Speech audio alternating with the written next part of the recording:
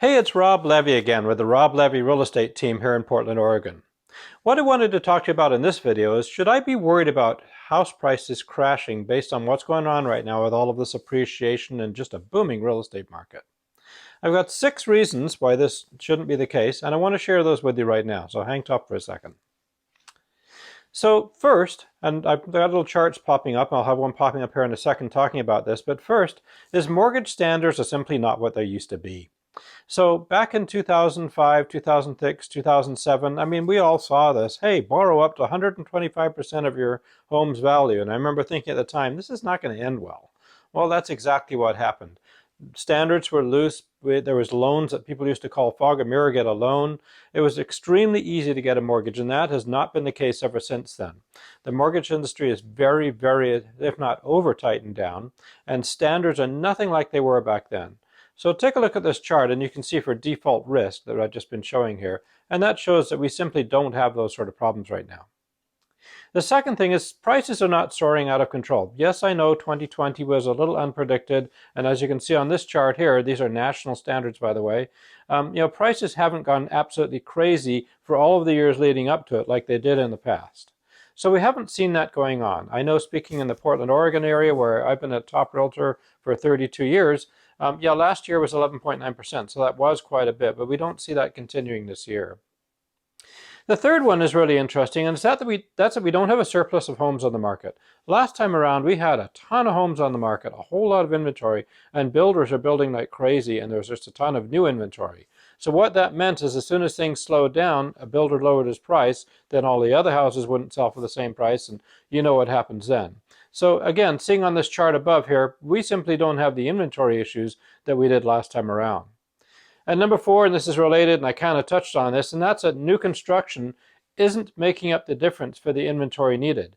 So right now, let alone don't we have an overabundance of new construction homes on the market, the ones that are on the market don't make up for the fact that we just simply don't have enough inventory to sell. So because of that, we don't expect this to happen. Number 5, houses are not becoming too expensive to buy. So hang on a second, Rob, houses are more expensive. Yes, they are, but keep in mind, since 2005, wages are much higher. Prices are much higher for houses, but the payments are way less because of the interest rates. So looking at this chart, the amount of median income that it takes to purchase a home, and you can see it's a massive difference. As a matter of fact, it's way more affordable to buy a house now than it was then. Matter of fact, I've been sharing in the Portland area here that you can buy a house today with the interest rates as low as they are, is the equivalent of buying a house in the Portland area in 2015. So houses are not too expensive to buy when you consider that you can get a 30-year mortgage and you've got that interest rate and that mortgage payment for 30 years. And the last one is, people are equity rich and they're not tapped out. And as this chart shows, people tapped out their houses and took a whole bunch of money out running up to the last time we had this problem. Now what we've got going on is less than 50% of those people are doing the same thing, and the houses are worth more. So we're not seeing people pulling money out of their houses, but the biggest part of that is that more than 50% of Americans have more than 50% equity in their homes.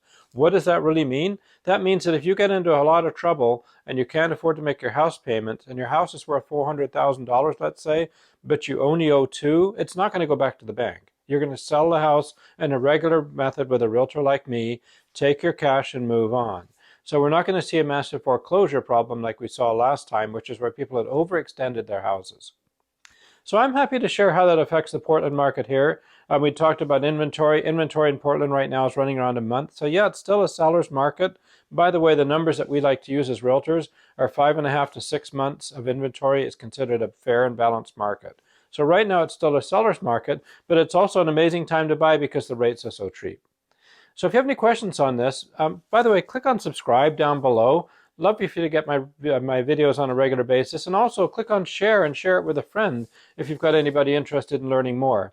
I've been doing this since 1988, so that's 32 years as of this recording, and happy to share my experience with you in the Portland market. You can reach out to me at the number and the website in the video below. Thank you so much for watching.